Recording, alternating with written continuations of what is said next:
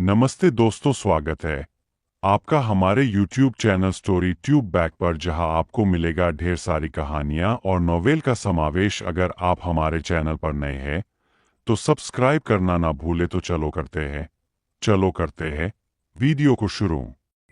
ध्रुव ने अपने दोनों हाथों से राक्षसी फूल को मजबूती से पकड़ लिया। अचानक गुफा के हर इंच में एक विशाल शक्ति फैल गई। हाँ, गुफा के भीतर एक तेज गड़गड़ाहट की आवाज गूंज उठी। अदृश्य जंगली और हिंसक शक्ति के कारण गुफा की दीवारें दरक गईं। ध्रुव की प्रचंड शक्ति के कारण राक्षसी फूल के चारों ओर जमीन पर मकड़ी के जाले जैसी कई बड़ी दरारें बन गईं। जमीन के नीचे गहराई में दबी राक्षसी फूल की जड़ें धुंधली दिखाई दे रही थीं। टकराना। एक धमाके के साथ वर्धन का शरीर बेकाबू होकर उछल पड़ा। इसके तुरंत बाद वह एक विशाल पहाड़ से बुरी तरह टकराया। वर्धन की टक्कर से वह विशाल पहाड़ भी एक जोरदार धमाके के साथ फट गया। विशाल चट्टानें क्षितिज की ओर उछलीं और फिर बिना किसी निशान के गायब हो गईं। कोई कल्पना कर सकता है कि वर्धन पर कितना शक्तिशाली हमला हुआ होगा। खांसी। वर्धन बड़ी मुश्किल से खंडहरों से ऊपर चढ़ते हुए कुछ देर तक जोर जोर से खांसता रहा। खून के बड़े बड़े घूंट उसके मुंह से ऐसे निकले जैसे वो आजाद हो। हल्के से खून से सने कुछ अवशेष दिखाई दे रहे थे। साफ था कि ये वर्धन के टूटे हुए अंदरूनी अंग थे। वर्धन ने जोर से आंखें उठाकर आसमान में गणराज को देखा। उसके मन में एक बेबसी का भाव उमड़ आया। 8 सितारों वाला शक्तिदेव वाकई अपनी प्रतिष्ठा के लायक था। 4 सितारों वाले अर्ध सम्राट जितनी ताकत के बावजूद दोनों के बीच का अंतर अभी भी बहुत ज्यादा था।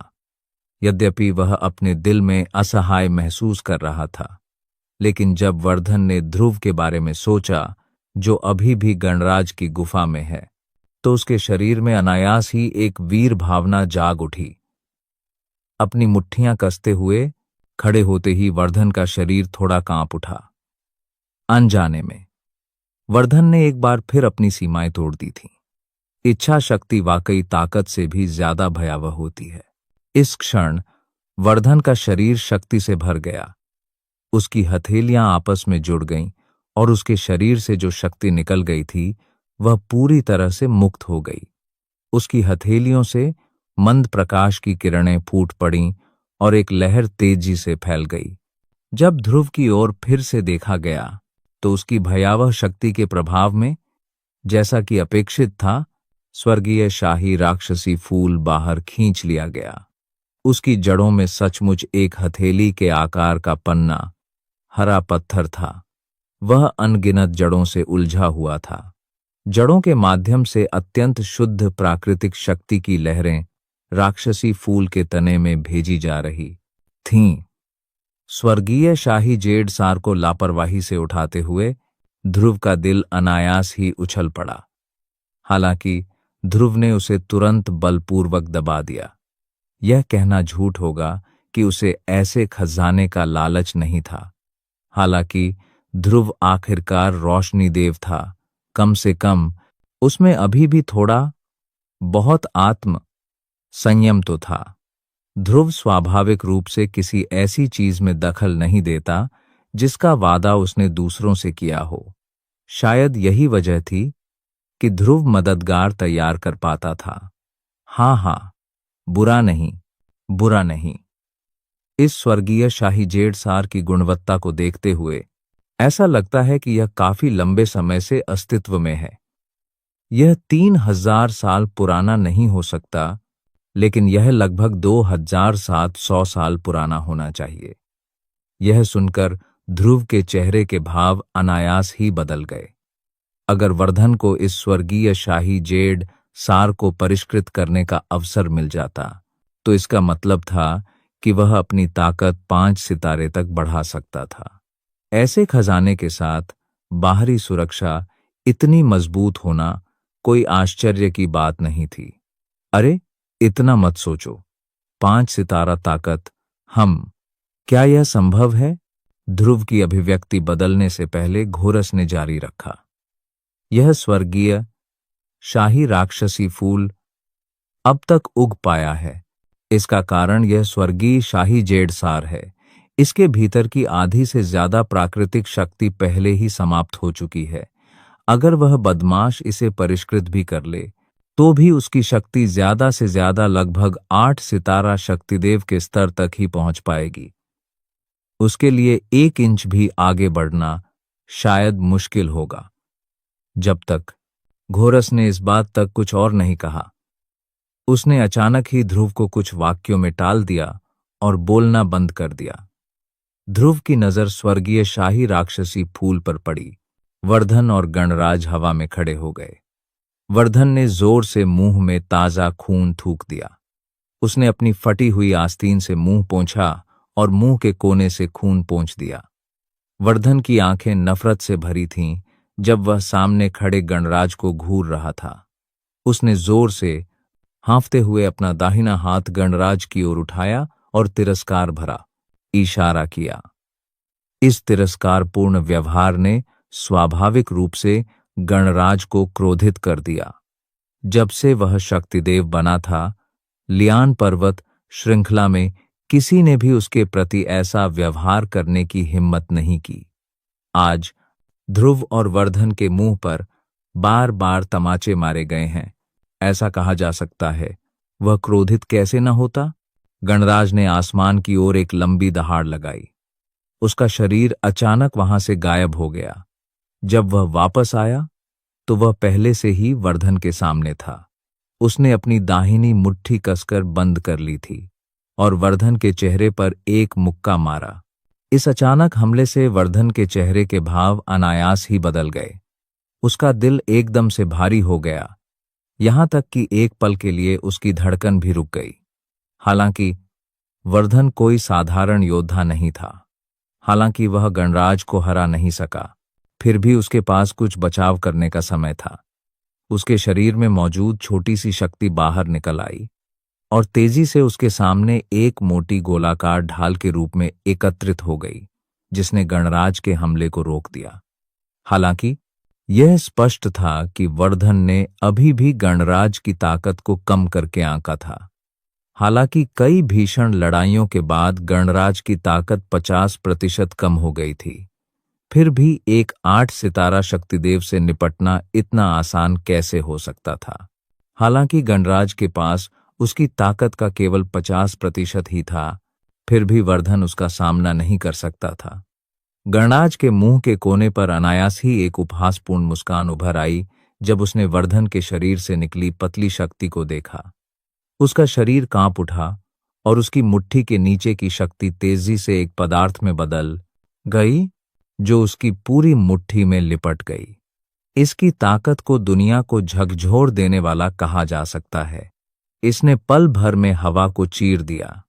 तेज हवा के कारण हवा से कान फाड़ देने वाली ध्वनियां निकलने लगीं। जहां भी इस मुक्के की हवा गुजरती, हवा कांप उठती और हवा बिखर जाती। इस मुक्के से पूरी दुनिया कांप उठी। टकराना कोई शक्तिशाली तकनीक नहीं थी, बस एक साधारण मुक्का था। हालांकि जब वह शक्ति ढाल के संपर्क में आया तो लगभग पदार्थ जैसी दिखने वाली शक्ति ढाल विनाशकारी तरीके से फट गई।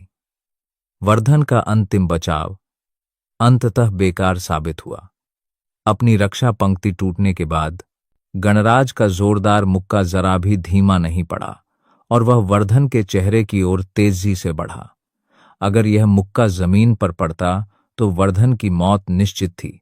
इस समय वर्धन का दिल शांत हो गया था। हालांकि वह थोड़े समय के लिए ही ध्रुव के संपर्क में था, वह समझ सकता था कि ध्रुव की तलवार की मरम्मत करने की इच्छा के पीछे कई कारण थे। यही वजह थी कि उसने अब तक ध्रुव के लिए इतनी मुश्किलें झेली थीं। वह दोस्ती को महत्व देता था, असाधारण प्रतिभा रखता था और दिव्य रोशनी से युक्त था। ऐसे व्यक्ति को देर सवेर दुनिया में जगह मिल ही जाती। आह भाई ध्रुव, अलविदा। एक दुखी मुस्कान के साथ वर्धन ने अपनी आंखें बंद कर लीं और गणराज के मुक्का आने का इंतजार करने लगा। आसमान में अचानक बिजली जैसी गड़गड़ाहट हुई। काले बादलों ने तुरंत रंग बदल लिया और गरजते बादल घिर आए। एक भयंकर और प्रचंड तूफान ने तुरंत पूरे इलाके को अपनी गिरफ्त में ले लिया। गणराज का मुक्का, जो मूल रूप से वर्धन के चेहरे से केवल कुछ इंच की दूरी पर था, इस गड़गड़ाहट जैसी आवाज के कारण चूक गया, जिससे उसके सामने का स्थान एक धमाके के साथ बिखर गया। आहा, यह आभा उस पहले वाले मानव की है। गणराज का मुक्का चूक गया तो वह अनायास ही भौंचक्का रह गया। उसकी शक्तिशाली अंदरूनी शक्ति की जांच में जो व्यक्ति आया था वह ध्रुव था, जो उसकी गुफा में घुस आया था। ध्रुव ने एक हाथ से वर्धन को सहारा दिया और आराम से उसके मुंह में एक दवा की गोली डाल दी। फिर उसने एक चट्टान ढूंढी और वर्धन को उस पर टेक लगाने दिया। औषधीय गोली के औषधीय प्रभाव के तेजी से बढ़ते प्रभाव के कारण वर्धन धीरे धीरे जाग उठा। उसने ध्रुव की ओर देखा और उसके चेहरे के भाव अचानक खुशी में बदल गए। हालांकि वह अभी भी बहुत कमजोर था। वह जानता था कि वर्तमान स्थिति गंभीर है और उसके पास कुछ भी कहने का समय नहीं है। वह बस अपनी कुछ कर्कश आवाज में धीरे से कह सका, भाई ध्रुव, यहां ज्यादा देर रुकना ठीक नहीं है। तुम्हें जल्दी से निकल जाना चाहिए। तुम अकेले उस बादल चीरने वाले भेड़िए को नहीं हरा पाओगे। यह सुनकर ध्रुव चौंक गया। पता चला कि उस आदमी को लगा था कि वह उसे बचाने आया है, इससे पहले कि उसे वह चीज मिले।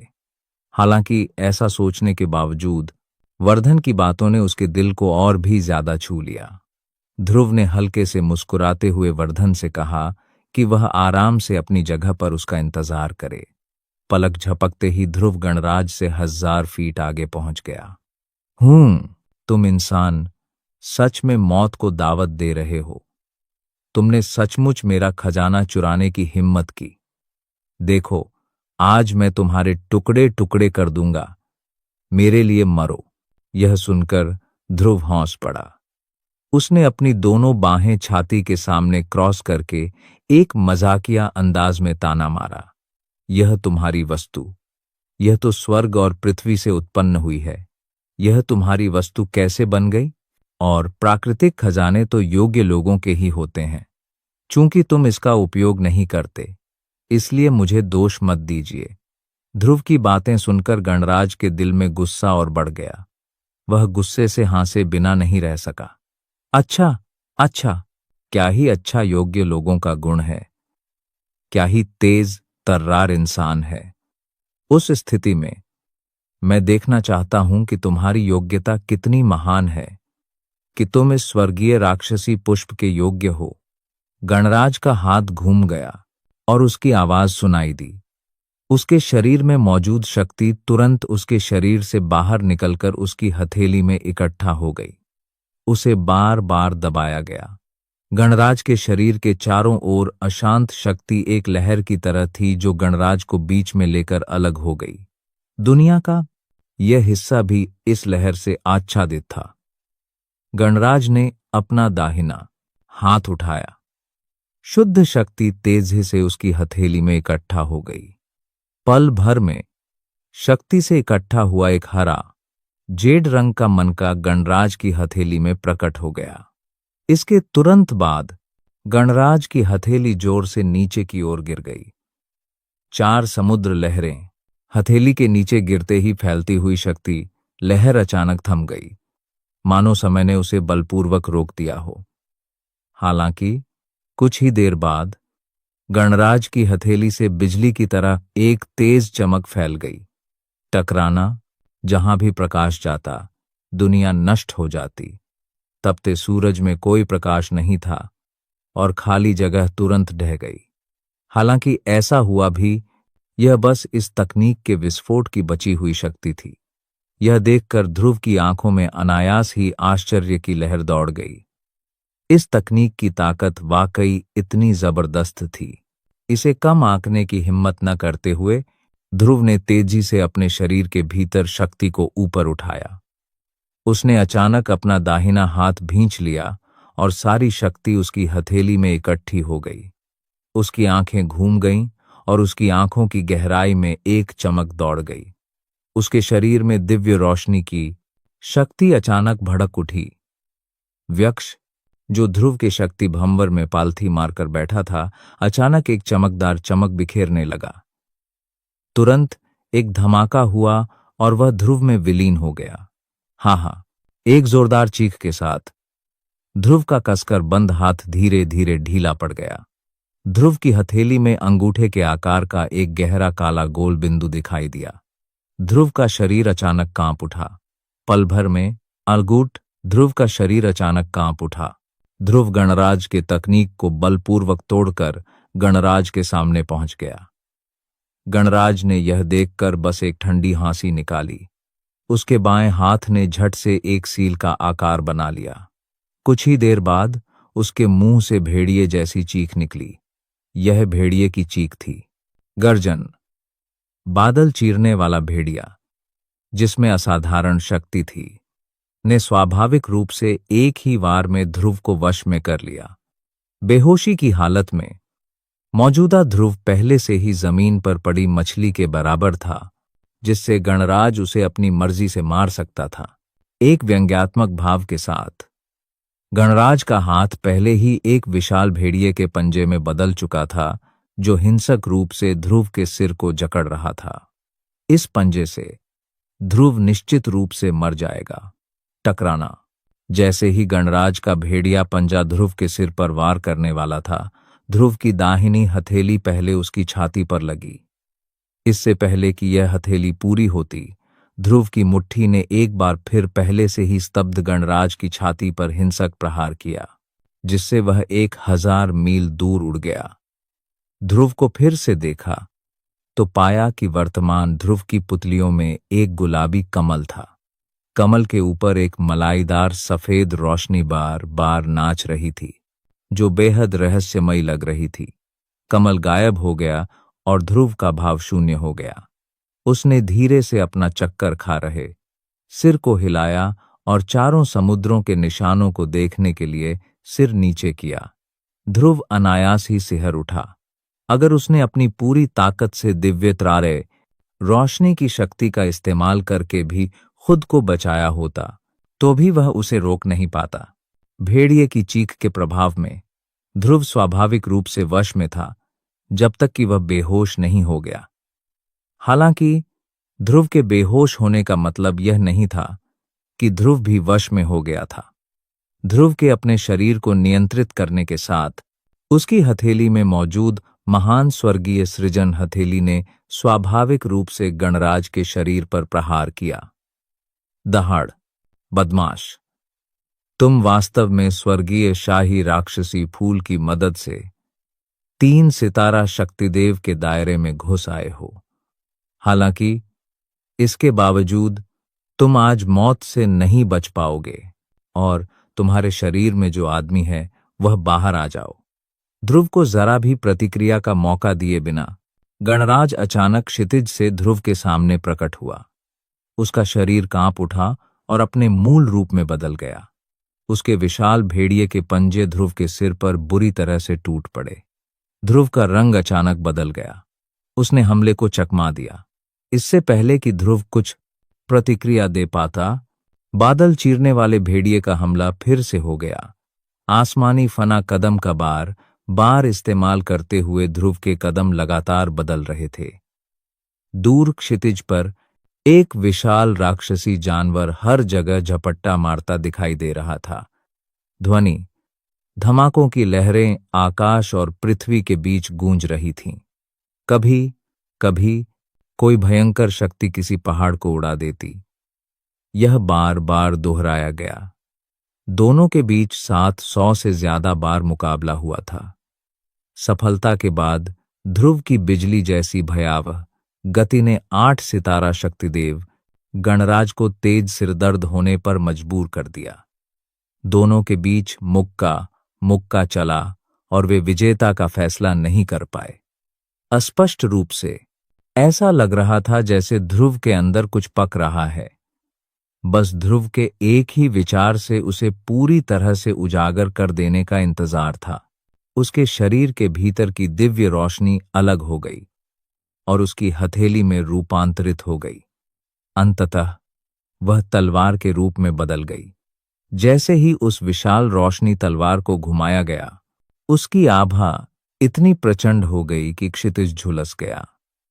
जब बादल चीरने वाले भेड़िए के पंजे ने हमला किया तो ध्रुव ने भी उसे तलवार से जवाब दिया। दोनों के हमले बड़े और शक्तिशाली थे। हालांकि ध्रुव की ताकत बादल चीरने वाले भेड़िए से कम थी, फिर भी वह दिव्य रोशनी से उसे बलपूर्वक दबाने में सक्षम था। इसलिए यह कहना मुश्किल था कि कौन विजयी होगा। यह एक कठिन युद्ध था जिसमें शक्ति का इस्तेमाल किया गया। अंत तक युद्ध में धीरज ही मुख्य कारक रहा। युद्ध के बीच में अचानक ध्रुव का शरीर चमक उठा।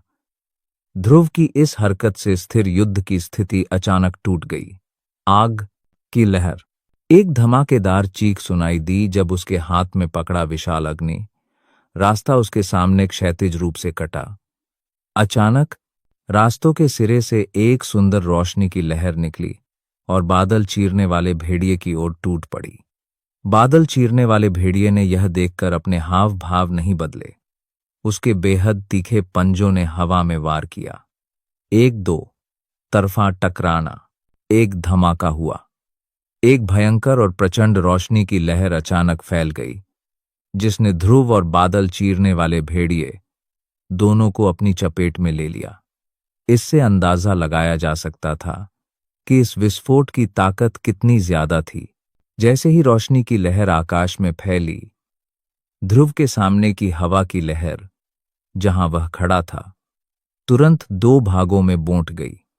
एक गहरा विनाशकारी शौर्य कमल अचानक फूट पड़ा और बादल चीरने वाले भेड़िए के विशाल शरीर की ओर टूट पड़ा।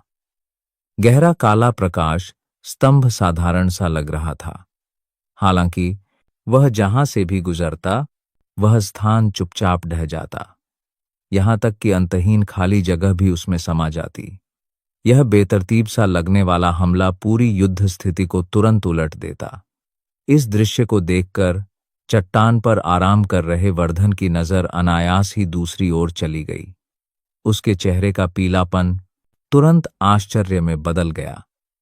बादल चीरने वाला भेड़िया जो ध्रुव के सामने खड़ा था, स्वाभाविक रूप से वैसा ही था। वर्धन ने बड़ी मुश्किल से अपना गला खोला। उसके सूखे होंठ हल्के से मुड़ गए और वह मन ही मन आश्चर्य से चिल्ला उठा। आखिर यह किस तरह की तकनीक है? यह वास्तव में खाली जगह को निगल सकती है। गहरे काले रंग का ऊर्जा स्तंभ बेतरतीब ढंग से खाली जगह में घुस गया। पल भर में ही वह गणराज के विशाल शरीर के सामने पहुंच गया। गणराज स्वाभाविक रूप से इस हमले को कम आंकने की हिम्मत नहीं कर पाया। इंसानी रैंक की तकनीक कोई मजाक नहीं थी। 8 सितारा शक्तिदेव जितनी ताकत होने के बावजूद उसके पास इंसानी रैंक की तकनीक का सामना करने के लिए अपनी पूरी ताकत लगाने के अलावा कोई विकल्प नहीं था। गणराज का विशाल शरीर घूम गया और एक बार फिर अपने मानव रूप में बदल गया। केवल इसी अवस्था में वह सबसे तेज प्रतिक्रिया दे सकता था। गणराज जानता था कि वह इस हमले से बच नहीं सकता और उसे बस इसे स्वीकार करना था। गणराज की पलकें अनायास ही झपक गईं जब उसने विनाशकारी शौर्य कमल को देखा जो उसके करीब आता जा रहा था और उसके दिल की बेचैनी को जाहिर कर रहा था। शौर्य कमल के नीचे वह एक अत्यंत सघन विनाशकारी शक्ति को महसूस कर सकता था। यह शक्ति इतनी प्रबल थी कि दुनिया के लिए भी इसे रोकना मुश्किल हो जाता। क्या यह एक और इंसानी रैंक की तकनीक है? मैं देख सकता हूं कि तुम्हारे शरीर में शक्ति पहले से ही कम है। तुम वास्तव में मुझे मारने के लिए इंसानी रैंक की तकनीक का उपयोग करना चाहते हो। तुम वास्तव में सपना देख रहे हो। गणराज ने अपनी आवाज आने से पहले ही अपने दोनों हाथ ऊपर उठा लिए। उसकी उंगलियों के बीच की सीलें तेजी से बदल गईं। एक के बाद एक अनगिनत रहस्यमयी सीलें बाहर निकल आईं। उसके सामने का स्थान भी विकृत हो गया। अदृश्य सा दिखने वाला स्थान इस समय सबसे भयावह सुरक्षा कवच बन गया था। गणराज के शरीर में बची हुई सारी शक्ति निकलकर उसकी हथेली में इकट्ठा हो गई। उसका शरीर भी तुरंत खाली हो गया। उसके दिल में थकान और बेबसी का एहसास जाग उठा। गणराज ने इसे पूरी तरह नजरअंदाज कर दिया। उसने अपनी हथेली आगे की ओर फेंकी और सामने की जगह पर मारा। उसकी हथेली में मौजूद शक्ति को मानो बाहर निकलने का कोई बिंदु मिल गया हो और उसने तुरंत ही पूरी खाली जगह को भर दिया। एक पल में गणराज के शरीर के चारों ओर एक गोलाकार शक्ति ढाल प्रकट हुई और उसे अपने भीतर ढोंक लिया। हालांकि यह अंत नहीं था। यह ढाल वास्तव में इस जगह की प्राकृतिक ऊर्जा को अवशोषित कर रही थी और उसे अपने उपयोग में ला रही थी। विशाल भेड़िया कवच। यह देखकर ध्रुव के चेहरे पर कुछ पीलापन आ गया और वह तुरंत आश्चर्य से भर गया। उसे गणराज की ताकत का एक नया अंदाजा भी हुआ। इस पल गणराज ने सचमुच अपनी सारी ताकत दिखा दी थी। एक शक्तिदेव का दुनिया पर अपना नियंत्रण रखना कोई आश्चर्य की बात नहीं थी। हालांकि यह स्थान अंततः मूल मार्शल दुनिया थी। शक्ति मार्कस से भिन्न थी। दुनिया पर स्वतंत्र रूप से नियंत्रण करने के लिए मूल परिवर्तन रैंक की शक्ति की आवश्यकता होती थी। वर्तमान में यह गणराज वास्तव में दुनिया के एक हिस्से को अपनी सहायता के रूप में नियंत्रित करने में सक्षम था। इस प्रकार की क्षमता वास्तव में दुर्लभ थी। यदि किसी के पास पर्याप्त प्रतिभा नहीं है तो शक्तिदेव में दुनिया के एक हिस्से को नियंत्रित करना संभवतः असंभव था। इस बादल चीरने वाले भेड़िए की असली ताकत देखी जा सकती है। गणराज के सामने ढाल अभी चुपचाप बनी ही थी कि 10 फीट चौड़ा गहरा विनाशकारी शौर्य कमल उससे टकरा गया। सन्नाटा। हवा से उड़ते पत्तों की सरसराहट भी गायब हो गई थी। पूरी दुनिया सन्नाटे में डूब गई थी, मानो आदिम अराजकता की शुरुआत हो गई हो। जीवन का कोई आभास नहीं था, न ही मृत्यु का कोई निशान। बस एक खाली सन्नाटा था। जब दोनों का संपर्क हुआ तो दुनिया हैरान रह गई। इस शक्ति की ताकत इतनी ज्यादा थी कि दुनिया जरा सी भी गड़बड़ी पैदा करने की हिम्मत नहीं कर पाई। ध्रुव के शरीर के भीतर की शक्ति उसकी हथेली में उड़ेल दी गई। उसकी हथेली में एक रोशनी कौंधी और चमकदार रोशनी एक बार फिर फैल गई। स्याह विनाशकारी शौर्य कमल भी ऊपर उठ गया। एक शक्तिशाली और भयावह शक्ति अचानक फूट पड़ी और ढाल को नष्ट कर दिया। जिस स्थान पर विनाशकारी शौर्य कमल ढाल से टकराया, वहां एक भयानक विदारक शक्ति आपस में प्रतिस्पर्धा कर रही थी। प्रकाश की काली किरण ढाल के ऊपर स्थित विश्व की ऊर्जा को लगातार नष्ट कर रही थी, जिसे प्रकाश की किरण ने भस्म कर दिया और पोषण में बदल दिया। ढाल इस जगह की प्राकृतिक ऊर्जा को भी निगलने की पूरी कोशिश कर रही थी। शक्तिशाली विदारक बल ने 10,000 फीट के दायरे में मौजूद सारी प्राकृतिक ऊर्जा को शुद्ध ऊर्जा द्रव के एक समूह में बदल दिया, जो ढाल के ऊपर हवा में लटका हुआ था। इसका इस्तेमाल ढाल को फिर से भरने और विनाशकारी शौर्य कमल का विरोध करने के लिए किया गया था। प्राकृतिक ऊर्जा की मदद से गणराज स्वाभाविक रूप से अतुलनीय रूप से शांत था। हालांकि वह निष्क्रिय मुद्रा में लग रहा था, फिर भी वह ध्रुव को देखकर मुस्कुरा रहा था, मानो कोई तमाशा देख रहा हो। ऐसा लग रहा था जैसे उसे विजय अपनी ओर लहराती हुई दिखाई दे रही हो। इस तरह ध्रुव का आभामंडल धीरे धीरे कमजोर होता गया। शरीर में कमजोरी के एहसास से उसे चक्कर आने लगे। हालांकि उसकी शक्तिशाली अंदरूनी शक्ति उसे सहारा देती रही। ध्रुव ने अपना बायां हाथ, जो अब तक खाली था, घुमाया। ध्रुव की हथेली में एक जेड की बोतल दिखाई दी। उसने जेड की बोतल को कुचल दिया और ध्रुव की हथेली में 10 से ज्यादा रैंक 9 गोलियां, रिकवरी पिल्स दिखाई दी। बिना किसी हिचकिचाहट के ध्रुव ने उन सभी को अपने मुंह में ठूंस लिया। पल भर में अशांत शुद्ध शक्ति ध्रुव के शरीर के भंवर में ज्वार की लहर की तरह उमड़ पड़ी। उसकी थकी हुई शक्ति आखिरकार वापस आ गई। दूसरी तरफ गणराज की भौहें यह दृश्य देखकर हल्की सी सिकुड़ गईं। तुरंत ही उसके चेहरे पर निर्दयता छा गई। उसके शरीर में मौजूद शक्ति उमड़ पड़ी और उसने अपना सारा ध्यान सामने की ढाल को नियंत्रित करने पर केंद्रित कर दिया। उसके मन में यह बात बिल्कुल स्पष्ट थी कि अगर वह ध्रुव के इस हमले को रोक पाया तो वह निश्चित रूप से अंतिम विजेता होगा। ध्रुव को फिर से देखते हुए, हालांकि उसके पास औषधीय गोलियों की पूर्ति थी, फिर भी वे केवल रैंक 9 की शक्ति बढ़ाने वाली गोलियां ही थीं। चाहे कितनी भी हों, वर्तमान ध्रुव के लिए यह अभी भी एक बूंद के समान थी। एक पल में वह छोटी शक्ति, जिसे उसने अभी अभी ठीक किया था, फिर से गायब हो गई। इससे ध्रुव अनायास ही थोड़ा भावुक हो गया। मुझे डर है कि मुझे इस्तेमाल करने के लिए कुछ रैंक 10 की औषधीय गोलियों के नुस्खे ढूंढने पड़ेंगे। मेरी वर्तमान क्षमता के साथ सिर्फ रैंक 9 की औषधीय गोलियों पर निर्भर रहना काफी नहीं है। ध्रुव ने अपनी आंखें सिकोड़ लीं और ढाल के भीतर मौजूद गणराज को घूरने लगा। दोनों ने एक दूसरे को देखा और अचानक वह जगह विकृत हो गई। भले ही शक्तिदेव योद्धा शक्ति का इस्तेमाल न भी करें, बस एक नजर ही उस जगह को बदल सकती थी। शक्तिदेव योद्धा वाकई असाधारण थे। वे वाकई इतने ताकतवर थे। गणराज ठहाका लगाकर हौंसा। उसका आभा मंडल अचानक ऊंचा उठ गया और उसकी शक्तिशाली अंदरूनी शक्ति जोरदार तरीके से हिलने लगी। उसकी अंदरूनी शक्ति में 8 सितारा शक्तिदेव जितनी शक्ति थी। बस एक हल्का सा दबाव ही ध्रुव की पूरी आभा को नष्ट करने के लिए पर्याप्त था। ऐसी शक्ति वाकई 8 सितारा शक्तिदेव योद्धा होने के योग्य थी। यह देखकर ध्रुव का गंभीर भाव अचानक और भी ज्यादा गर्म हो गया। उसके मुंह के कोने पर एक मजाकिया मुस्कान उभर आई। अगर यह शक्ति और ध्रुव की लड़ाई होती तो यह बात उसे बेहद गंभीर लगती, लेकिन अगर यह अंदरूनी शक्ति की लड़ाई होती तो ध्रुव बस हंसकर टाल सकता था।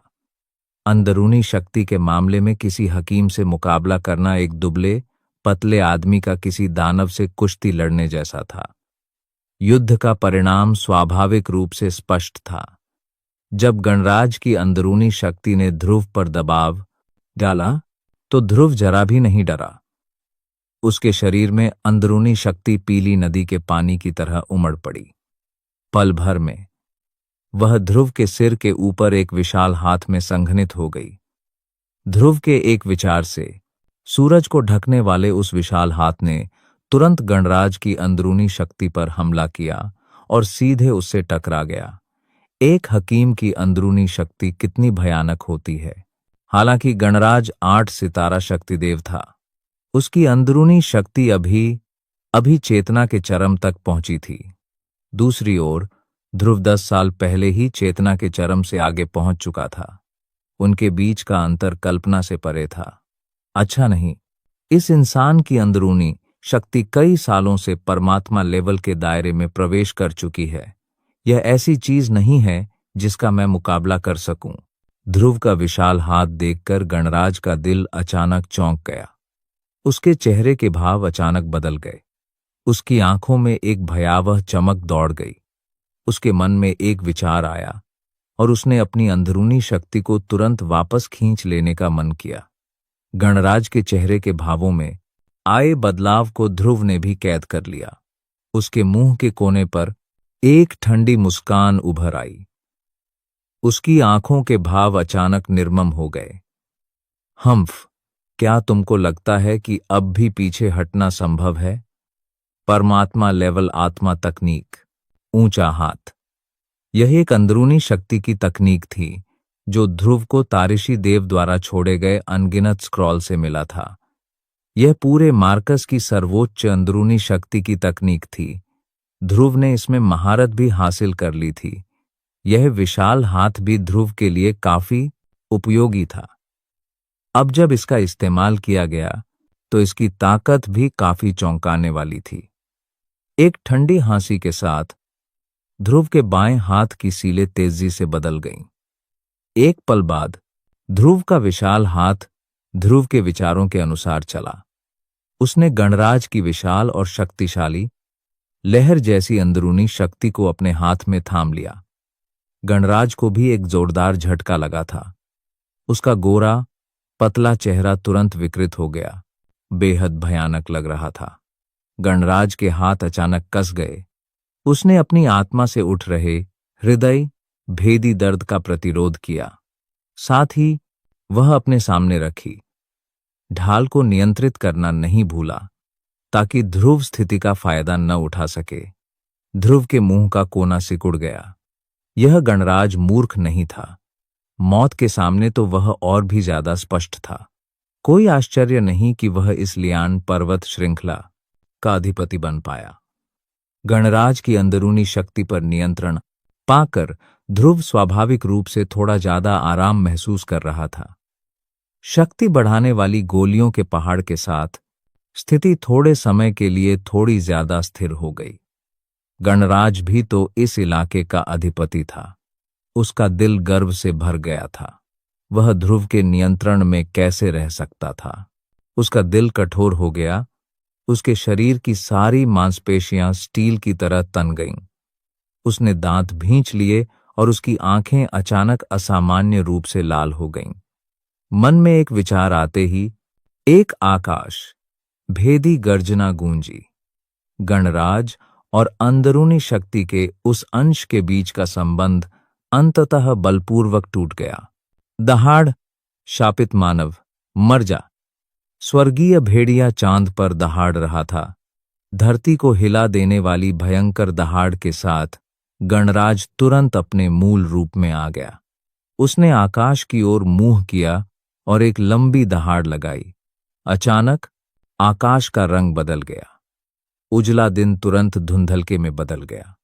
बादलों में एक चमकीला चांद खड़ा था, जो ठंडी रोशनी की लड़ियां बिखेर रहा था। अंधेरे में बादल चीरने वाले भेड़िए के पीछे एक विशाल चांदी सफेद भेड़िया खड़ा था। बादल चीरने वाले भेड़िए के शरीर से भयावह आभा की लहरें फैल गईं, जिससे ध्रुव के चेहरे के भाव तुरंत बदल गए। यहां तक कि जमीन पर पड़े वर्धन के चेहरे पर भी इस समय गंभीर भाव थे। यह बादल चीरने वाला भेड़िया वास्तव में भेड़िया कबीले की स्वर्गीय क्षमता आकाशीय चांद भेड़िया का स्वामी है। यह परेशानी भरा होगा। भाई ध्रुव के शरीर में शक्ति इस समय कमजोर है। उसके लिए बादल चीरने वाले भेड़िए को हराना बेहद मुश्किल होगा। इस बादल चीरने वाले भेड़िए को इस चमकदार चांद की भी मदद मिल रही है। जिस तेजी से वह अपनी शक्ति वापस पा लेता है, उसकी तुलना भाई ध्रुव से नहीं की जा सकती। मुझे डर है कि यह लड़ाई खतरनाक होने वाली है। वर्धन को स्पष्ट रूप से बादल चीरने वाले भेड़िए की इस चाल की बेहतर समझ थी। फिर भी वह इसके बारे में कुछ नहीं कर सकता था। हालांकि वर्धन को आकाश भेड़िए के गरजते चांद की कुछ समझ थी, लेकिन यह केवल सतही समझ थी। वह कुछ नहीं कर सकता था। इसके अलावा वह इस समय गंभीर रूप से घायल था और ध्रुव की मदद करने में असमर्थ था। अगर वह जबरदस्ती आगे बढ़ता तो न सिर्फ वह ध्रुव की मदद नहीं कर पाता, बल्कि उसके लिए बोझ बन जाता। हालांकि वह अपने दिल में असहाय महसूस कर रहा था, फिर भी वर्धन ने जो कुछ भी जाना था उसे ध्रुव तक पहुंचाया। ध्रुव स्वाभाविक रूप से इसके लिए आभारी था। हालांकि उसे नहीं पता था कि बादल चीरने वाले भेड़िए से कैसे निपटना है, फिर भी उसका दिल कम से कम कुछ हद तक आश्वस्त था। इसलिए वह लड़ते समय पूरी ताकत लगा सकता था। ध्रुव ने बादल चीरने वाले भेड़िए के शरीर पर धीरे धीरे ठीक हो रही आभा को महसूस किया। उसका दिल अनायास ही धड़कने लगा। अगर ऐसा ही चलता रहा तो मुमकिन था कि बादल चीरने वाला भेड़िया सचमुच अंत तक टिक पाएगा। हालांकि औषधीय गोली की पूर्ति अंततः बहुत कम थी। इसे चाहे जो भी कहें, शक्तिदेव की शक्ति ऐसी चीज नहीं थी जो रैंक 9 औषधीय गोली प्रदान कर सके। उसकी आंखें हल्की सी झपक रही थीं। हालांकि वह मन ही मन थोड़ा हिचकिचा रहा था, लेकिन हालात यह थे कि अगर उसने इसका इस्तेमाल नहीं किया तो शायद वह ध्रुव आज यहीं मर जाएगा। विनाशकारी शौर्य कमल और विशाल भेड़िया कवच के बीच रस्साकशी जारी रही। ध्रुव के मन में एक विचार आया और उसकी भौहों के बीच की रोशनी टिमटिमा उठी। कुछ ही देर बाद ध्रुव की भौहों के बीच से गहरी काली लपटों का एक समूह निकला और ध्रुव की हथेली पर आ गिरा। जैसे ही वह गहरी काली रोशनी प्रकट हुई, उसके चारों ओर एक भयावह चूषण बल फैल गया। आकाश का सारा माध्यम उसके साथ चला गया और उसे बलपूर्वक अपनी ओर खींच लिया गया। फिर वह रोशनी की सतह पर एक चमक के साथ गायब हो गई। इस रोशनी को देखते ही वर्धन की चिंता और गंभीरता तुरंत बदल गई। ध्रुव के हाथ में रोशनी को देखते ही उसकी अभिव्यक्ति एक गहरे सदमे में बदल गई। यह एक दिव्य रोशनी है। यह दिव्य रोशनी रैंकिंग में दूसरे स्थान पर है। विध्वंसक दिव्य रोशनी एक स्वर्ग विरोधी अस्तित्व था जो दिव्य रोशनी की रैंकिंग में दूसरे स्थान पर था। हालांकि उसने कभी नहीं सोचा था कि इतना शक्तिशाली स्वतंत्र अस्तित्व वास्तव में ध्रुव के शरीर में होगा। अगर इसकी खबर फैलती तो संभव था कि पूरे दुनिया में कोहराम मच जाता। यह सही नहीं है। यद्यपि इस दिव्य रोशनी में विध्वंसक दिव्य रोशनी की आभा है, लेकिन इस रोशनी की शक्ति और इसकी निगलने की शक्ति दुनिया को निगलने में सक्षम नहीं है। आकाश में ध्रुव के हाथ में विध्वंसक दिव्य रोशनी को देखकर वर्धन के मन में संदेह की एक किरण उठी। विध्वंसक दिव्य रोशनियों का यह समूह निश्चित रूप से किसी दिव्य रोशनी का सार नहीं था। वर्धन की आंखें जो ध्रुव को देख रही थीं, यह सोचते ही एक बार फिर बेकाबू हो गईं। उनकी आंखें ध्रुव को गौर से घूर रही थीं। उनके चेहरे पर अंतहीन आश्चर्य था। यह रोशनी वास्तव में विध्वंसक दिव्य रोशनी के बीज से निकली रोशनी का अंश है। यह जान लेना चाहिए कि अगर ध्रुव विध्वंसक दिव्य रोशनी को पूरी तरह से निगलने और वश में करने में सक्षम था, तो इसका मतलब सिर्फ यह होगा कि ध्रुव में असाधारण प्रतिभा थी। दरअसल स्वर्ग को चुनौती देने वाली ऐसी चीज उसका अनुसरण करने को तैयार थी। हालांकि यह दिव्य रोशनी विध्वंसक दिव्य रोशनी के बीज से निकली रोशनी का अंश मात्र थी। हालांकि इसकी शक्ति वास्तविक शरीर से बहुत कमजोर थी। अगर ध्रुव ने इसे वास्तविक शरीर से प्राप्त करने के लिए अपनी शक्ति पर भरोसा किया होता, तो यह वास्तव में किसी की आत्मा को झकझोरने के लिए पर्याप्त होती। दिव्य रोशनी की रैंकिंग में दूसरे स्थान पर होने के कारण यह दिव्य रोशनी अपने बीज से निकली रोशनी को किसी और को कैसे लेने दे सकती थी। हालांकि ध्रुव वास्तव में इसकी एक छोटी सी रोशनी प्राप्त करने में सक्षम था। इससे किसी को आश्चर्य क्यों न हो। इस दिव्य रोशनी की शक्ति ऐसी थी जिससे पूरी दुनिया भली भांति परिचित थी। ध्रुव का उसे बलपूर्वक प्राप्त करने का प्रयास केवल एक ख्वाब था। फिर भी ध्रुव ने वास्तव में विध्वंसक दिव्य रोशनी के बीज से निकली रोशनी का अंश निकाल लिया था। इसका मतलब था कि ध्रुव में एक ऐसी भयानक प्रतिभा थी जिसके कारण विध्वंसक दिव्य रोशनी उसके आगे झुकने को तैयार हो सकती थी। बादल चीरने वाला भेड़िया जो ध्रुव के सामने खड़ा था, भी हैरान और अनिश्चित था। उसकी घंटी के आकार की रक्तवर्णी आंखें ध्रुव के उसे बाहर निकालने के बाद से ही उस गहरी काली रोशनी को गौर से देख रही थीं। वह उस छोटी सी रोशनी में एक अत्यंत भयावह शक्ति को भांप सकता था। वह शक्ति इस संसार को एक ही वार में नष्ट करने के लिए पर्याप्त थी। ध्रुव ने विध्वंसक दिव्य रोशनी को हाथ में थाम लिया और अपने सामने खाली जगह में खड़ा हो गया। उसके दिल को अचानक उस काली रोशनी की याद आई जो आकाश में विलीन हो गई थी। उस बंदे को बुजुर्ग घोरस ने कहा था कि उसे अच्छी किस्मत मिलेगी। मुझे आश्चर्य है कि अब वो कैसा है। हालांकि मुझे लगता है कि उसे मुझसे बेहतर करना चाहिए। हे हाँ, ध्रुव ने मन ही मन आह भरी। फिर उसने अपना ध्यान सामने मौजूद विध्वंसक दिव्य रोशनी पर केंद्रित किया। हालांकि उसका मन नहीं कर रहा था। लेकिन मौजूदा हालात में उसके पास और कोई चारा नहीं था। एक अतुलनीय शक्तिशाली अंदरूनी शक्ति दिव्य रोशनी के सार में एक दिव्य धागे की तरह प्रवेश कर गई। वह भयावह तापमान जो बाहरी दुनिया की हर चीज को भस्म कर सकता था, इस समय ध्रुव के सामने कुछ भी नहीं लग रहा था। उसकी अंदरूनी शक्ति दिव्य रोशनी में प्रवाहित हुई और उसने तुरंत उस आध्यात्मिक छाप को पा लिया जो उसने अतीत में छोड़ी थी। एक पल के लिए झिझकने के बाद उसके मन में एक विचार आया। वह आध्यात्मिक छाप धीरे धीरे ध्रुव की आंखों के सामने से ओझल हो गई।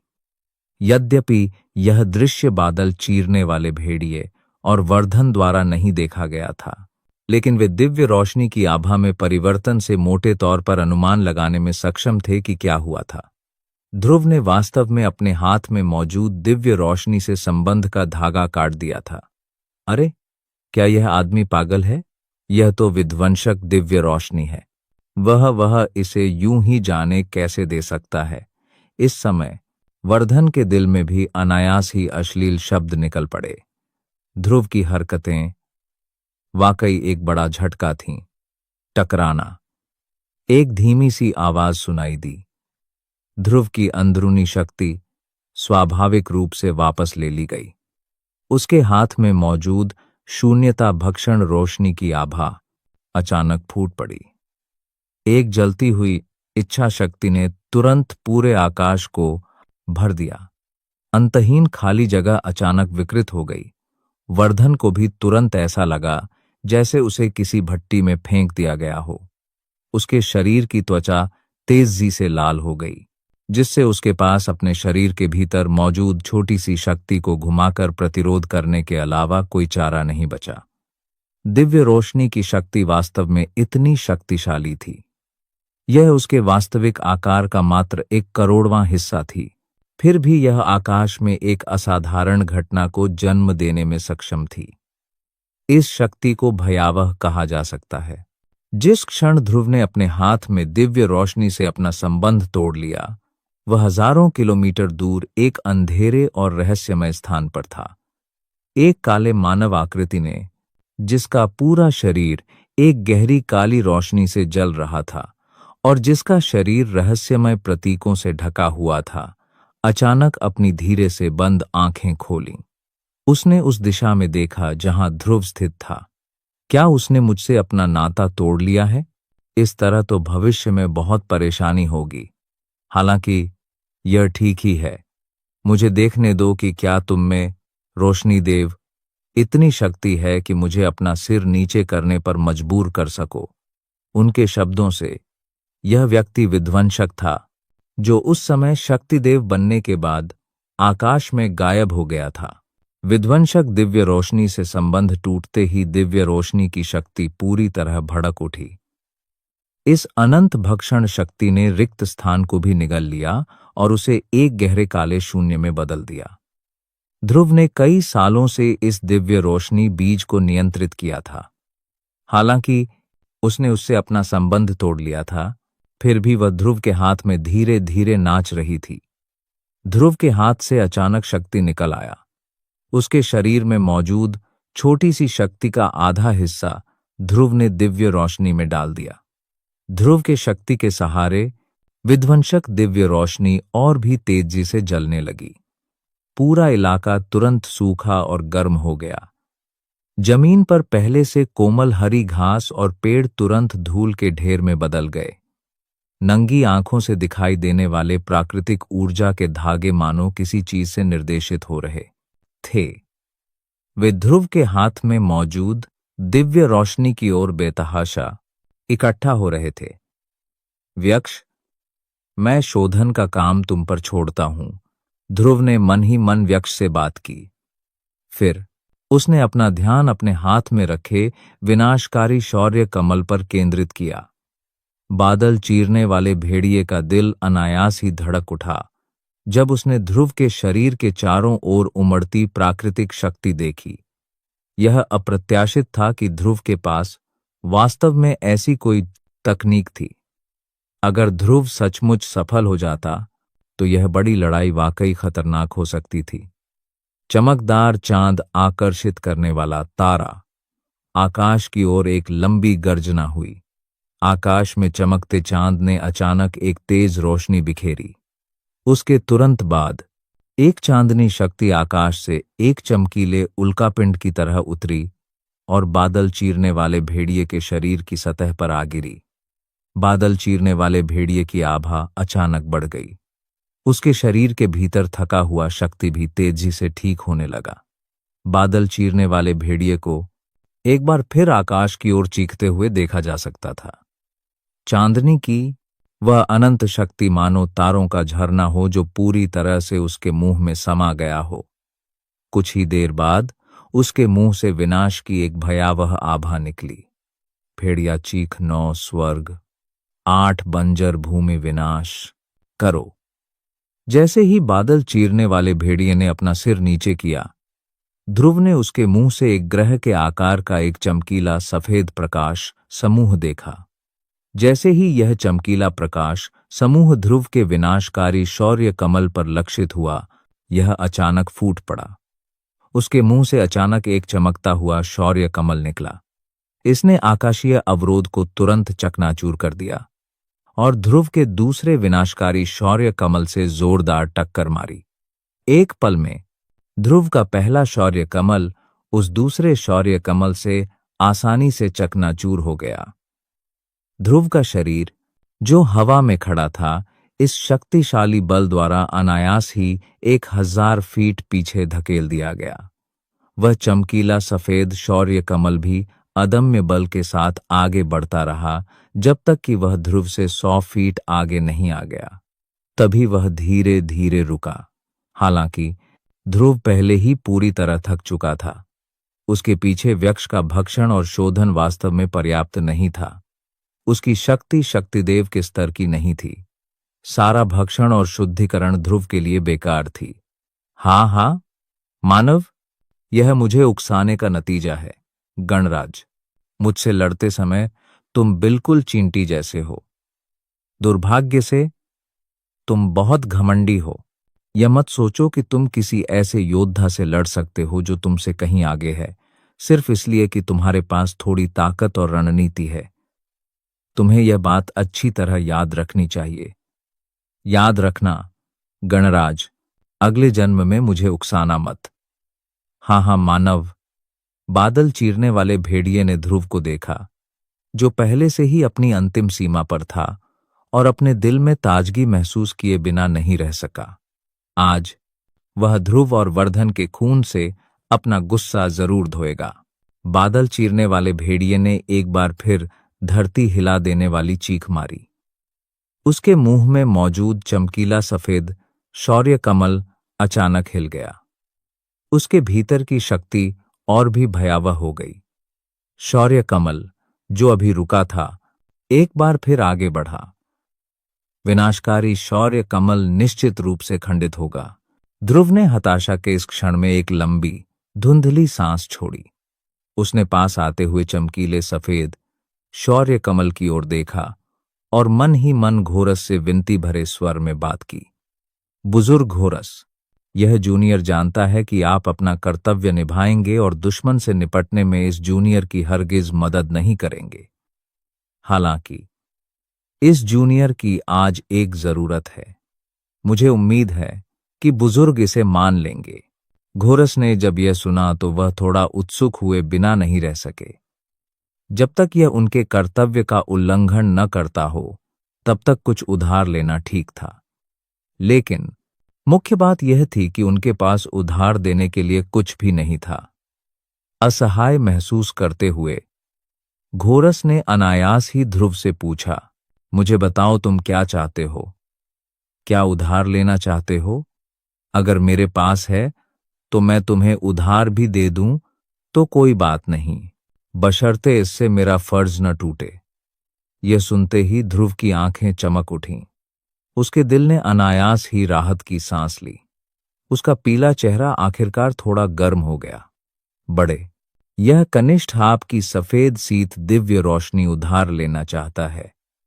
घोरस की आंखें थोड़ी बदल गईं और वह अनायास ही आश्चर्य से चिल्ला उठा, हालांकि वह जल्दी से हंस पड़ा। मैं लगभग भूल ही गया था कि तुम्हारे पास अभी भी तुम्हारा सबसे शक्तिशाली युद्ध तकनीक, संपूर्ण विनाशकारी शौर्य कमल है। हाँ हाँ, जब तक तुम्हारे पास पर्याप्त शक्तिशाली दिव्य रोशनी है, तब तक इंसानी रैंक की तकनीक को भूल जाइए। संभावना है कि तुमको उच्च रैंक की तकनीक के बारे में चिंता करने की भी आवश्यकता नहीं होगी। ध्रुव की आवाज से पहले ही उसके सामने घनी सफेद लपटों का एक समूह प्रकट हो गया। यह देखकर ध्रुव ने मन ही मन घोरस का धन्यवाद किया। उसके बाद उसने एक बार फिर अपनी नजरें सफेद सी दिव्य रोशनी पर केंद्रित कर दीं। ध्रुव ने अपना विशाल मुंह चौड़ा किया और उसमें से एक प्रचंड और प्रचंड चूषण शक्ति निकली। उसने सफेद सी दिव्य रोशनी को निगल लिया। उसके शरीर में फ्लेम मंत्रा का संचार तेजी से हुआ। कुछ ही सांसों में ध्रुव के आसपास की प्राकृतिक ऊर्जा ध्रुव द्वारा पूरी तरह से निगल ली गई। हाँ, संपूर्ण विनाशकारी शौर्य कमल, विस्फोट करो। ध्रुव के चेहरे पर धीरे धीरे गुलाबीपन लौट आया जब उसने अपने शरीर में प्रचुर मात्रा में शक्ति का एहसास किया। उसकी दाहिनी हथेली अचानक कांप उठी और एक उमड़ता हुआ शक्ति अचानक बाहर निकल आया। प्रचंड बल के प्रभाव में काला काला प्रकाश स्तंभ क्षण भर के लिए कांप उठा, फिर अचानक अंत में फट गया। इस विशाल और शक्तिशाली बल ने श्वेत प्रकाश स्तंभ को भी अनगिनत टुकड़ों में तोड़ दिया। कुछ ही देर बाद अचानक आसमान को जला देने वाली एक प्रचंड और प्रचंड गर्मी की लहर ने उस जगह को अपनी चपेट में ले लिया। इस बार बादल चीरने वाला भेड़िया ज्यादा चालाक था। एक बार कष्ट सहने के बाद यह स्वाभाविक ही था कि उसे दूसरी बार कष्ट नहीं सहना पड़ेगा। बड़े भेड़िए के सिर ने आकाश की ओर एक लंबी चीख मारी। चमकते चांद से चांदनी की अनंत किरणें नीचे बिखरीं। तुरंत ही उसे बादल चीरने वाले भेड़िए ने निगल लिया। दूसरी ओर ध्रुव ने एक हाथ से सफेद सी दिव्य रोशनी को नियंत्रित किया और दूसरे हाथ से विध्वंसक दिव्य रोशनी को फेंका। उसके मन में एक विचार आया और उसके शरीर के भीतर की दिव्य रोशनियां अचानक फूट पड़ीं। ध्रुव के सामने रोशनियों के 4 समूह प्रकट हुए। सफेद सीत दिव्य रोशनी, विध्वंसक दिव्य रोशनी, सुलगते कमल की दिव्य रोशनी, सुनहरा बादशाह दिव्य रोशनी। इस बार विनाशकारी शौर्य कमल निश्चित रूप से ध्रुव द्वारा पहले के विनाशकारी शौर्य कमल बनाने के बाद से बनाया गया अब तक का सबसे शक्तिशाली संयोजन होगा। दिव्य रोशनी रैंकिंग में शीर्ष 3 दिव्य रोशनियां, घोरस और सफेद सीत दिव्य रोशनी, ध्रुव की सबसे शक्तिशाली मारक चाल बन जाएंगी। क्या यह सचमुच काम करेगा? तुमने इसे पहले कभी नहीं आजमाया है। इसके अलावा तुम्हारे शरीर की वर्तमान स्थिति को देखते हुए क्या तुम सचमुच ऐसा कर सकते हो? व्यक्ष की आवाज अचानक बगल से सुनाई दी, जिससे ध्रुव के चेहरे पर एक ठहराव आ गया। इतनी बड़ी ताकत अपने हाथ में लिए हुए उसे स्वाभाविक रूप से एक अतुलनीय दबाव का एहसास हुआ। ध्रुव ने पहले जिस शक्ति को परिष्कृत किया था वह समय के कारण पर्याप्त शुद्ध नहीं थी, इसलिए ध्रुव के लिए दिव्य रोशनियों को मिलाना और भी मुश्किल होगा। ध्रुव ने जरा भी हिचकिचाने की हिम्मत नहीं की। हालांकि व्यक्ष की बात सच थी, लेकिन हालात ऐसे ही थे। अगर ध्रुव पूरी ताकत से आगे नहीं बढ़ता तो बस मौत उसका इंतजार करती। लेकिन ध्रुव का दिल यहीं तक सीमित नहीं था। मूल मार्शल दुनिया में और भी रहस्यमयी जगहें थीं जो उसके खोजे जाने का इंतजार कर रही थीं। ध्रुव भला ऐसी जगह पर कैसे रुक सकता था? घोरस का कर्तव्य, काले वस्त्रधारी व्यक्ति का पीछा, ये सारे सवाल ध्रुव के दिल में थे। क्या उसका शक्तिदेव बनना उसकी किस्मत थी या कोई जाल? काले वस्त्र वाला व्यक्ति उससे इतना परिचित क्यों था? ये सारे सवाल थे जिन्हें ध्रुव मानने को बिल्कुल तैयार नहीं था। इसलिए उसे इसी रास्ते पर चलते रहना होगा। देर सवेर वह बादलों को हटा देगा और हर चीज का स्रोत देख लेगा। ध्रुव ने अपने हाथ हिलाए। फिर उसने उन्हें जोर से एक साथ पटका और विध्वंसक दिव्य रोशनी और सफेद शीत दिव्य रोशनी को बलपूर्वक एक कर दिया। दो प्रकार की दिव्य रोशनियों के टकराव से ध्रुव के आस पास का स्थान तीव्र रूप से हिल उठा। इस प्रबल विलय से उत्पन्न हुई प्रबल शक्ति ने ध्रुव के अंगूठे और तर्जनी के बीच के जाल को थोड़ा सा झटका दिया। ताजा खून के निशान अभी बाहर भी नहीं निकले थे कि वे भयावह उच्च तापमान से तेजी से सूखकर पपड़ी बन गए। इस समय ध्रुव का इस बारे में चिंता करने का मन नहीं था। उसकी भयावह अंदरूनी शक्ति उमड़ पड़ी जब उसने अपने हाथ में दिव्य रोशनियों को नियंत्रित करने की पूरी कोशिश की। उसने उन्हें एक संतुलन बिंदु पर स्थिर करने की पूरी कोशिश की। दोनों प्रकार की दिव्य रोशनियां अंततः ध्रुव द्वारा धीरे धीरे एक साथ विलीन हो गईं। दिव्य रोशनियों की शक्ति के कारण ध्रुव को ऐसा लग रहा था जैसे वह पहली बार विलय की प्रक्रिया से गुजर रहा हो। हालांकि वह इससे परिचित था, फिर भी वह इससे थोड़ा अपरिचित भी था। दोनों प्रकार की दिव्य रोशनियां ध्रुव के नियंत्रण से पूरी तरह बाहर थीं। अगर यह ध्रुव की भयावह अंदरूनी शक्ति के कारण न होता तो संभव था कि उसे सफलता मिलने में कठिनाई होती। विलय प्रक्रिया का कठिन पहला चरण आखिरकार पूरा हो गया। ध्रुव ने हाथ बढ़ाकर इशारा किया। शसुलगते कमल की दिव्य कमल रोशनी और सुनहरा बादशाह दिव्य रोशनी को ऊपर उठाया गया। ये दोनों प्रकार की दिव्य रोशनियां आखिरकार दिव्य रोशनियां ही थीं जिन्हें ध्रुव ने पहले ही परिष्कृत कर लिया था। इसलिए उन्हें मिलाने में जरा भी कठिनाई नहीं हुई। हालांकि वह अभी भी नियंत्रण से थोड़ा अपरिचित था, लेकिन अगर वह सफल रहा तो भविष्य में विनाशकारी शौर्य कमल का उपयोग करना उसके लिए मुश्किल नहीं होगा। एक क्षण बाद दिव्य रोशनियों के दो समूह ध्रुव के सामने प्रकट हुए। बिना रुके ध्रुव की शक्तिशाली अंदरूनी शक्ति ने दिव्य रोशनियों के दोनों समूहों को अपने घेरे में ले लिया। इस समय ध्रुव को भी दिव्य रोशनियों के इन दो समूहों को नियंत्रित करने में बड़ी कठिनाई हो रही थी। अगर वह लापरवाह होता तो अंततः राख में बदल जाता। दिव्य रोशनियों के दो समूह धीरे धीरे ध्रुव की हथेली में एक दूसरे के पास पहुंचे। एक दूसरे को निगल जाने की उनकी इच्छा ने स्वर्गीय लपटों के दोनों समूहों को धीरे धीरे और भी तीव्र बना दिया। हालांकि वे ध्रुव के नियंत्रण में थे। दिव्य रोशनी की प्रबल शक्ति ने ध्रुव के शरीर के भीतर रक्त को मंथन कर दिया। ध्रुव ने अनजाने में मुंह भर ताजा रक्त थूक दिया। ध्रुव के मुंह से ताजा खून अभी निकला ही था कि धधकती दिव्य रोशनी ने जोरदार धमाके के साथ उसका स्वागत किया। चमकीला लाल खून तुरंत शून्य में बदल गया। धिक्कार है, अगर ऐसा ही चलता रहा तो परिणाम अकल्पनीय होंगे। ध्रुव ने अपनी हथेली में दिव्य रोशनी को जोर से थाम लिया। उसके पूरे शरीर की नसें उभर आईं और उसने अपने दांत भींच लिए। उसके दांतों के बीच से चरमराहट की आवाजें आ रही थीं। उसके माथे से भी पसीना टपक रहा था। साफ दिख रहा था कि ध्रुव पर कितना दबाव था। हाँ, सुनहरा बादशाह दिव्य रोशनी, मिल जाओ। दिल में एक विस्फोटक चीख के साथ ध्रुव के हाव भाव अचानक निर्दयी हो गए। उसका पूरा व्यक्तित्व पागल हो गया। उसके हाथ अचानक ताली बजाने लगे और उसकी हथेलियों में मौजूद दिव्य रोशनियां आपस में टकरा गईं। दो प्रकार की दिव्य रोशनियां के टकराव से जो ऊर्जा फूटी, उससे ध्रुव की भुजाएं अनायास ही कांप उठीं। सुन्नता की एक लहर ने तुरंत उसके दिल पर हमला कर दिया। जैसे ही उसने जोर से सुन्नपन दूर किया, उसका पूरा शरीर कांप उठा।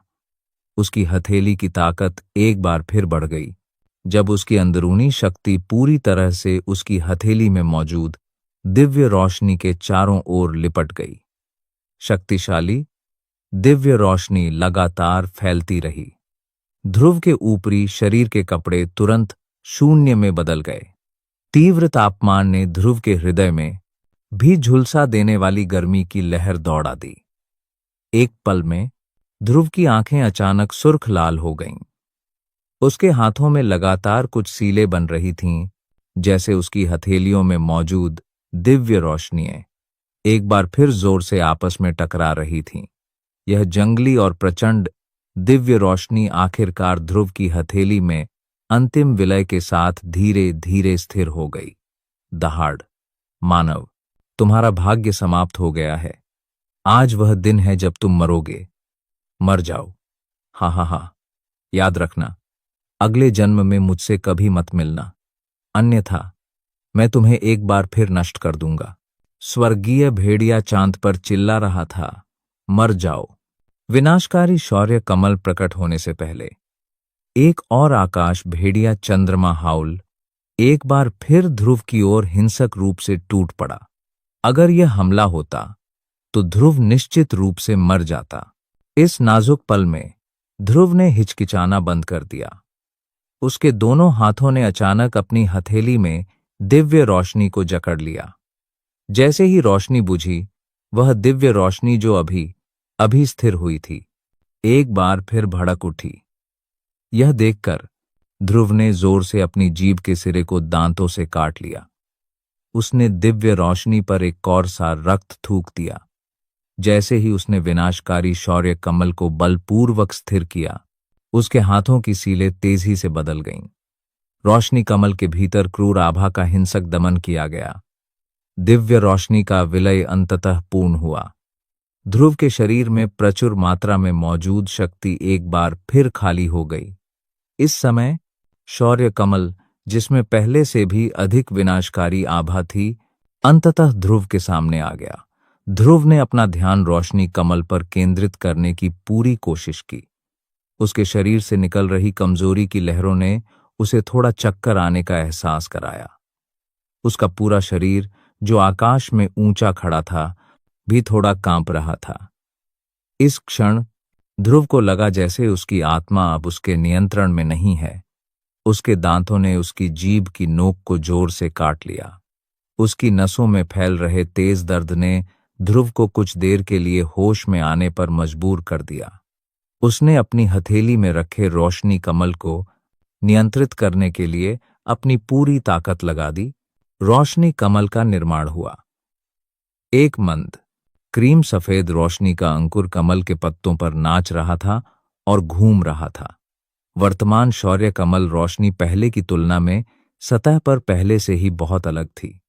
अंदर से बाहर तक रोशनी कमल 4 परतों में बूंटा हुआ था। रंग के आधार पर वे क्रीम, सफेद, सघन, सफेद, गुलाबी और काले थे। इस तरह से देखने पर पहले की तुलना में ज्यादा बदलाव नहीं आया था। हालांकि यह कितना मजबूत था, यह तो आने वाले युद्ध में ही तय हो पाएगा। एक पल में सफेद प्रकाश स्तंभ पहले से ही ध्रुव से केवल कुछ फीट दूर था। इस समय ऊपर आसमान का दृश्य पहले ही काफी विस्तृत हो चुका था।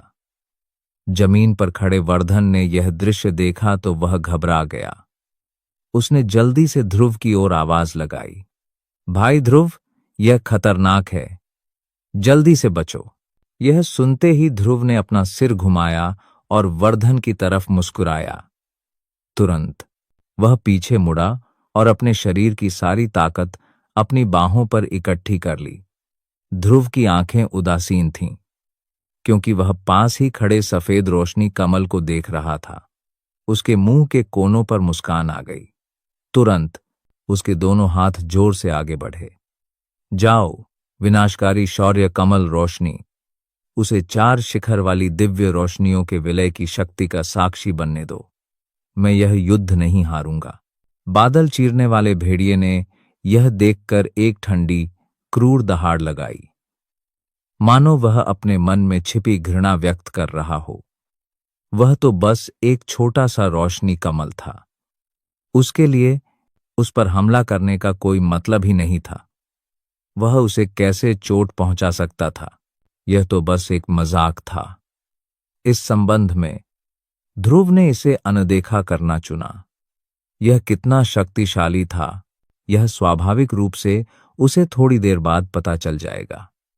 रोशनी कमल को आगे धकेले जाने पर ध्रुव का शरीर अचानक कमजोर हो गया। वह लड़खड़ा गया और लगभग आसमान से गिर पड़ा।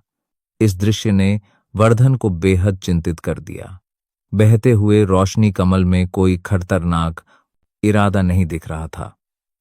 हालांकि जिस जगह से वह गुजरा वहां से एक अंतहीन खाली जगह बन गई। इस हानिरहित रोशनी कमल के अंदर एक भयावह शक्ति थी जो दुनिया को हिला सकती थी। दोनों हमले अचानक टकरा गए। जो भयंकर और प्रचंड विस्फोट होना चाहिए था वह दिखाई नहीं दिया। इसके विपरीत दोनों के बीच एक अदृश्य युद्ध हुआ। हालांकि जब से रोशनी कमल का प्रकाश स्तंभ से संपर्क हुआ, बादल चीरने वाले भेड़िए के हृदय में एक अंतहीन भय ने जगह ले ली। पहले का तिरस्कार और ठंडी मुस्कान इस क्षण पूरी तरह गायब हो गई थी। बस एक भयभीत हृदय ही बचा था। नहीं, नहीं, नहीं, असंभव। यह इस कमल की शक्ति, यह कैसे संभव है? यह पहले ही इंसानी रैंक तकनीक के उच्च स्तर तक पहुंच चुका है। उच्च स्तरीय इंसानी रैंक तकनीक, सिर्फ उच्च स्तर शब्द ही ज्यादातर लोगों को चौंका देने के लिए काफी था। उच्च स्तरीय इंसानी रैंक तकनीक क्या दर्शाती थी? यह इंसानी रैंक तकनीकों के चरम पर अस्तित्व था। एक उच्च स्तरीय इंसानी रैंक तकनीक एक ही वार से पहाड़ों और नदियों को नष्ट कर सकती थी, एक ही वार से दुनिया को तबाह कर सकती थी। यह थी एक उच्च इंसानी रैंक तकनीक की ताकत। सामान्यतः किसी भी अभ्यासी के लिए जिसके पास उच्च स्तरीय इंसानी रैंक तकनीक होती थी, एक अलिखित नियम लागू होता था जो उसे प्रतिबंधित करता था।